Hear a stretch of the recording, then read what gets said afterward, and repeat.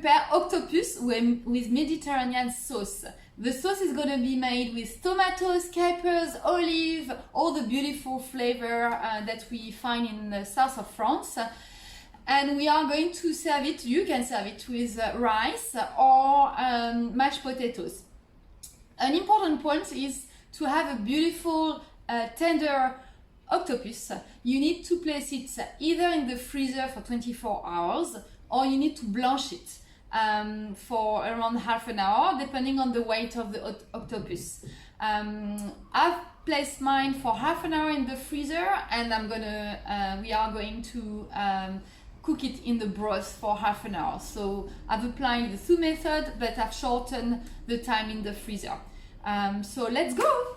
In this recipe, you have 1 teaspoon of turmeric, 1 teaspoon of cinnamon, 1 tablespoon of pepper, a good handful of black olive, a few sun-dried tomatoes, 3 tomatoes, and then for the broth where you're going to cook the octopus, you need apple cider vinegar, 100 milliliter, 2 bay leaves, 2 cloves with the peel on, some rosemary, thyme, half onion with 3 whole cloves that you're going to insert inside the onion, and I'm going to use carrot leaves to give extra flavor to the broth.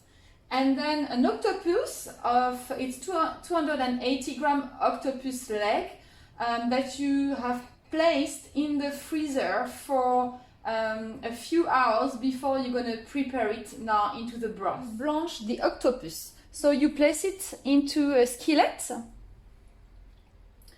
you cover it with cold water,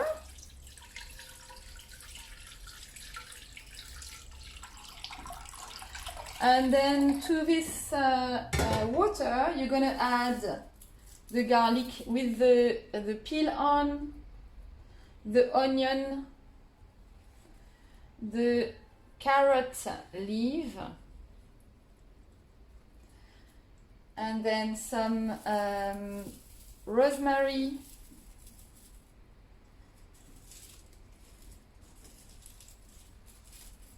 thyme,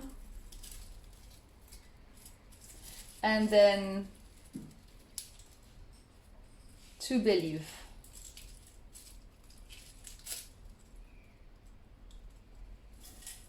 And then you just cover with apple cider vinegar, and then you place it on heat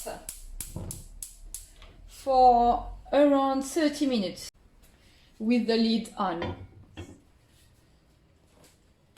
While the octopus is cooking, we are going to prepare the tomato sauce. So we are going to start peeling the tomatoes to remove the acidity of the tomato and just include the sweetness. Once you have peeled the tomato, also remove the end of the tomatoes, this part. Just cut it flat. And then once you have peeled the tomatoes, just cut the tomatoes in quarter and just remove the pips of the tomatoes, which will add extra acidity otherwise in the sauce, and we don't necessarily want that. So just in quarter, just remove the pips. So the peel and the pips of the tomatoes have been removed, and now you just cut the tomatoes in rough pieces. So each quarter is cut pretty much in 3 pieces.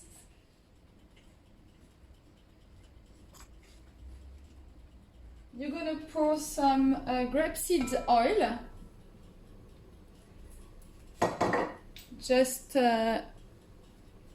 place it all over. Then we are going to place the tomatoes.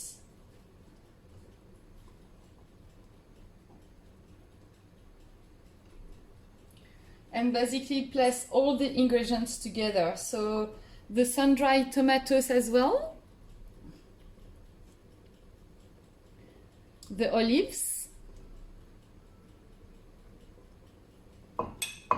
the capers,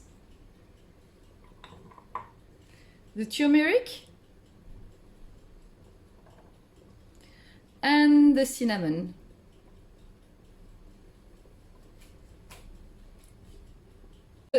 So now the tomatoes are kind of soft, so I'm just gonna pour a little bit of water, just equivalent of half a glass to a glass, to just add extra sauce to it. I'm gonna leave it like that for another 5 minutes. The octopus is now cooking, so it's not laughing anymore at all. There is, yes, lots of action in the skillet. I'm going to decrease the heat a little bit to have just to simmer. So the octopus is cooked, so we are going to remove it from the broth.